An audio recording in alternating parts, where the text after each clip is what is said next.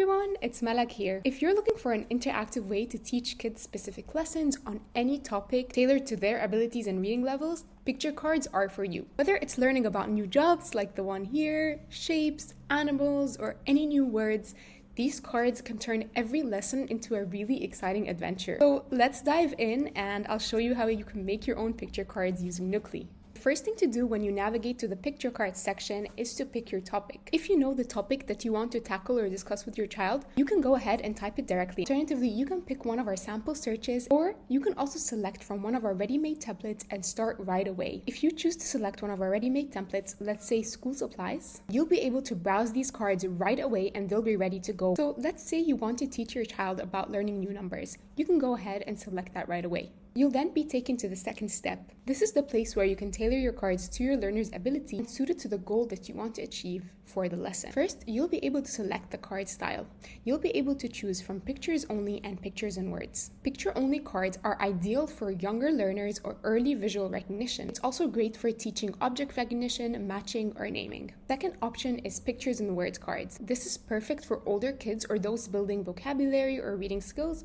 It also includes an interactive mode to make learning even more engaging, and I'll show you how that works later. So for my example, I want to pick pictures and words. You'll then be able to pick the number of cards, and this will show the number of words that are going to be highlighted on your cards. So because I want to teach my child from 1 to 10, I'll pick 10 cards. You'll also be able to select the reading level of your learner from pre-reader all the way to advanced reader. So I'll select beginning reader.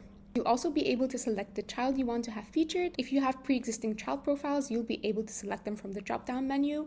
Alternatively, you can create a new child. You'll be able to build a child profile from scratch. In the other details section, you can add specific preferences that you want to show on your cards, such as focusing on 2D shapes if you're teaching about shapes, summer fruits if you're interested to teach them about different kinds of fruits, or other themes that you want to tailor your cards to.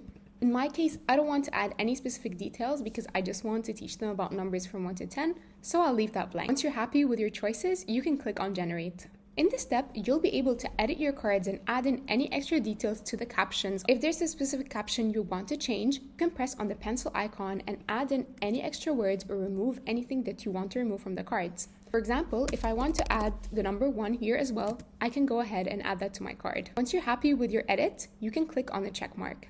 You can do the same for all of your cards, and once you have all of your edits, you can click on Next. Once you click on Next, you won't be able to edit your cards any further. Cards will then be generating, and this may take a little bit of time, so feel free to navigate to another page while it loads.